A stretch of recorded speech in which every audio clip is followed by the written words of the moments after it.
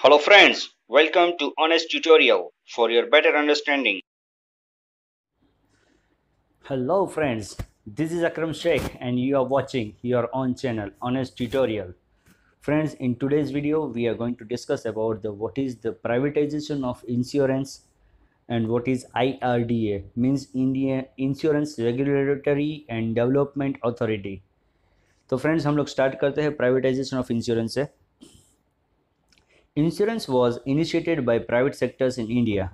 As India was a British colony, many foreign insurance companies started insurance business in India.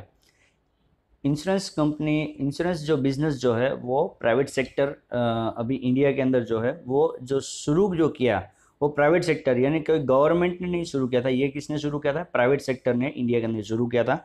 और India जब पहले क्या था, British colony था, यानी पहले यहाँ पे जब से कि हम लोग जानते हैं कि ब्रिटिशर्स रूल था हमारे इंडिया के अंदर, तो यहाँ पे बहुत सारी फॉरेन की जो कंपनीज है उसने यहाँ पे बिजनेस स्टार्ट किया था इंडिया के अंदर. As they were blamed for practising illegitimate business practices.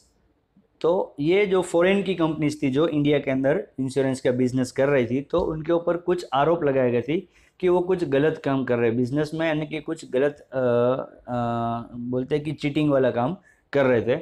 On 19th January 1956, so through an ordinance, life insurance business was nationalized and the life insurance company of India was set up. तो 19 जनवरी 1956 के अंदर life insurance company को जो है वो क्या किया गया, नेशनलाइज किया गया.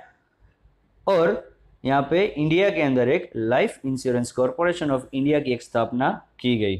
Thus the monopoly of the life insurance corporation established. तो इससे क्या हुआ कि लाइफ इंश्योरेंस की एक मोनोपोली जो है वो खड़ी हुई है. जनरल इंश्योरेंस मोनोपोली यानी क्या फ्रेंड्स? मोनोपोली यानी कि उसका ही सिक्का चलेगा, यानी कि वो जो सा बोलेगा वही श्रेष्ठ, उसी की बात मानी जाएगी, तो उसको बोलते हैं मोनोपोली. यानी कि उसके जैसा और कोई मार्केट के अंदर न होना है. तो अगर उसके जैसा अगर कोई मार्केट में नहीं होगा तो फिर वो उसकी मर्जी के हिसाब से अपने नियम और सब कुछ, प्राइस सब कुछ नक्की कर सकता है, तो इसको बोलते हैं monopoly. General insurance was introduced by the Britishers in India. जो जनरल इंश्योरेंस हमने लास्ट वीडियो के अंदर हमने देखा टाइप्स ऑफ इंश्योरेंस, तो इसमें दो प्रकार के इंश्योरेंस थे, एक लाइफ इंश्योरेंस और दूसरा था जनरल इंश्योरेंस. तो जनरल इंश्योरेंस जो है वो किसके लिए होता है, यानी कि गुड्स के लिए होता है, फिर फायर के लिए होता है, इन सब चीज़ों के लिए होता है, मोटर व्हीकल और ये सब के लिए, यानी कि जो इंसान से जुड़ा हुआ नहीं होता है. हाँ, इंसान के हेल्थ के साथ जुड़ा हुआ जरूर होता है, तो इसे जनरल इंश्योरेंस बोलते हैं. तो जनरल इंश्योरेंस इंडिया के अंदर इंट्रोड्यूस किया गया है ब्रिटिशर्स के द्वारा. Periodical control were imposed on general insurance as well and it has continued after independence. यानी उनके ऊपर कुछ ना कुछ कंट्रोल भी, यानी उनके ऊपर लगाम भी लगाई गई है इंडिपेंडेंस के बाद. On 1st January 1973, the general insurance business was nationalized on the basis of General Insurance Business Nationalisation Act 1972. Nationalisation act जो है जनरल इंश्योरेंस बिजनेस का 1972 का, उसके तहत 1 जनवरी 1973 को क्या किया गया, जनरल इंश्योरेंस बिजनेस जो है उसको भी नेशनलाइज किया गया, यानी कि दूसरी कंट्री वाले आके अब हमारी कंट्री के अंदर इसका बिजनेस कर सकते हैं. To analysis and appraise the working of insurance sector a committee was appointed. यानी इनको कुछ प्रोत्साहन देने के लिए, जो बिजनेस में जो इंश्योरेंस सेक्टर जो है उसको प्रोत्साहन देने के लिए एक कमिटी का एक चयन किया गया. It recommended the joint business by foreign insurance company and Indian counterparts. तो यहाँ पे जो नई जो कमिटी का जो स्थापना की गई या चयन किया गया, उसने क्या किया कि रिकमेंड किया कि भाई ये बिजनेस जो है वो जॉइंटली भी कर सकते हैं, यानी कि जो फॉरेन की कंपनीज जो इंश्योरेंस कंपनी है वो और इंडिया की जो इंश्योरेंस कंपनी वो दोनों मिलके भी यहाँ पे अब काम कर सकते हैं. Insurance regulatory and development authority means IRDA, IRDA, इसको क्या बोलेंगे, IRDA. IRDA was set up in 1999 to support it. तो ये इसको सपोर्ट करने के लिए, यानी कि फॉरेन बिजनेस इंश्योरेंस बिजनेस और इंडिया का जो इंश्योरेंस बिजनेस है वो दोनों मिल के हमारे इंडिया में काम कर सके, इसके लिए एक जो कमेटी बनी थी, तो उसने फिर किया इसको सपोर्ट करने के लिए क्या बनाया गया, IRDA का स्थापना की गई. IRDA, इसको आप लोग अच्छे से नोट डाउन कीजिए। IRDA का मतलब है insurance regulatory and development authority.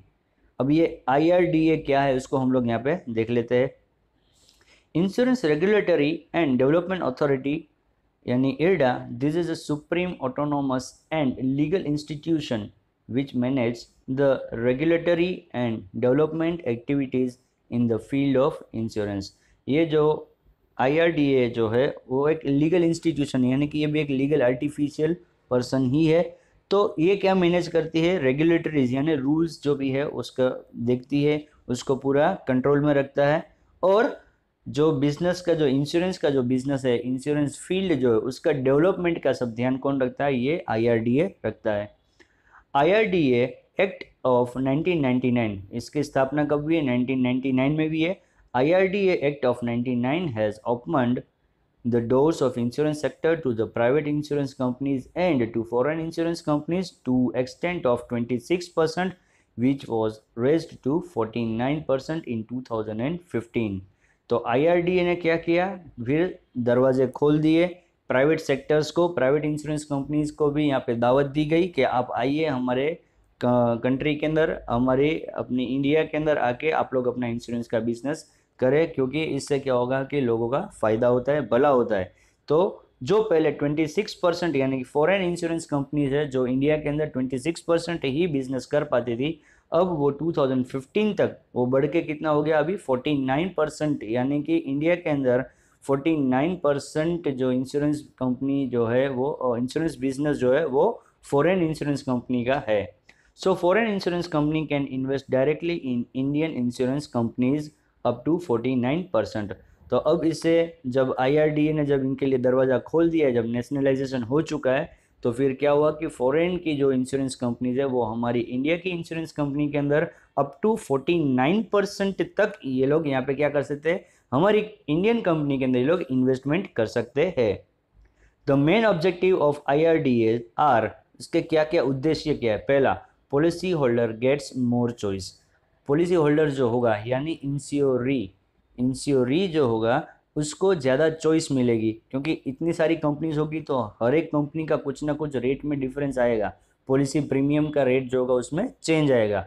तो सबको चॉइस करने का यहाँ पे चांस मिलेगा कि कहाँ पे उसको सस्ता पड़ रहा है और किधर उसको ज़्यादा बेनिफिट मिल रहा है और कौन सी कंपनी का कैसा नाम है, जैसा नाम वैसा उसको सिलेक्ट करने के अंदर उसको चांस मिलेगा यहाँ पे।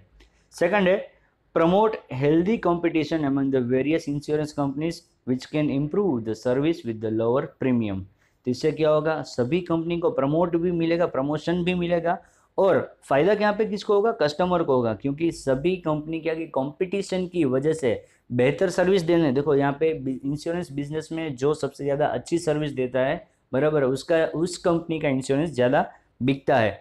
क्योंकि अगर सर्विस नहीं है, अगर पहले हमने इंश्योरेंस बेच दिया कंपनी ने और बाद में फिर जब क्लेम करने की बात आई, कंपनसेट करने की बात आई, और अगर कंपनसेट अगर वो टाइमली नहीं करता है या बिल्कुल नहीं करता है, तो कंपनी का यहाँ पे क्या होगा, नाम खराब होगा, उसकी प्रेस्टीज जो है वो खराब होती है। तो इसकी वजह से सभी कंपनी क्या है, अच्छी सर्विस देने के लिए रेस में लग गई है। तो यहाँ पे क्या होगा, अच्छी एक तो सर्विस भी देंगे और फिर दूसरे से कंपटीशन में टिकने के लिए क्या करेगा, एक से दूसरे से यहाँ पे थोड़ा कम दाम भी दूसरी कंपनीज में हमको मिलेगा। तो यहाँ पे कस्टमर को फ़ायदा होगा, यानी कि जो इंश्योरेंस होल्डर है उसको फ़ायदा होगा। थर्ड पॉइंट है, mobilise more resources of the economy, यानी इकोनॉमी में जितने भी रिसोर्सेज है ज़्यादा से ज़्यादा रिसोर्सेज को इसके अंदर कवर कर लिया गया है। जैसे कि हमने जनरल इंश्योरेंस में हम लोग देखा कि हमें जो गुड्स जो है वो चाहे हम लोग रोड से ट्रांसपोर्ट करें, चाहे एयर से ट्रांसपोर्ट करें, चाहे मरीन से ट्रांसपोर्ट करें। सबसे पहले मरीन से ट्रांसपोर्ट होता था, जिसको 350 साल 325 ईयर्स हो चुके, जो एक जो कंपनी है लॉयड्स ऑफ लंदन, उसने 325 ईयर्स से ये इंश्योरेंस, जनरल इंश्योरेंस का बिजनेस कर रही है। तो धीरे धीरे करके अलग अलग चीज़ों का इंश्योरेंस इसमें इंक्लूड होने लगा है। फोर्थ पॉइंट है, to bring self discipline among the insurance companies.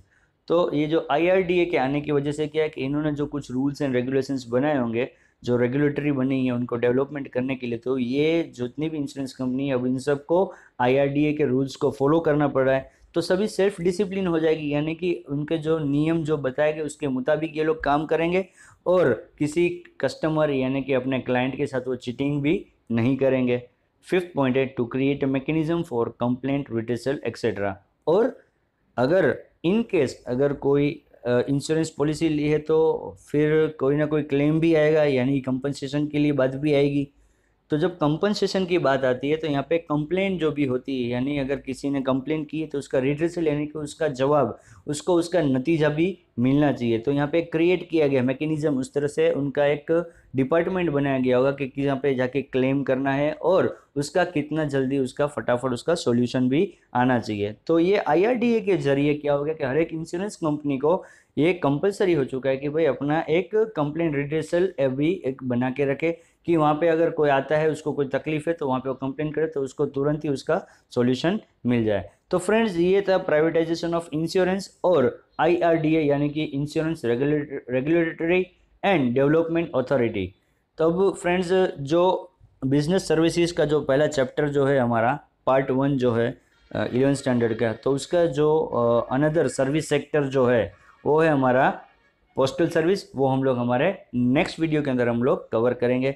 Okay friends, अगर आपको आज के वीडियो के अंदर अगर कुछ समझ में नहीं आया तो आपका क्वेश्चन मुझे कमेंट में पूछिए, और अगर आपको वीडियो अच्छा लगा है तो भी आप मुझे कमेंट करके भेज सकते हैं। Okay friends, bye bye, take care.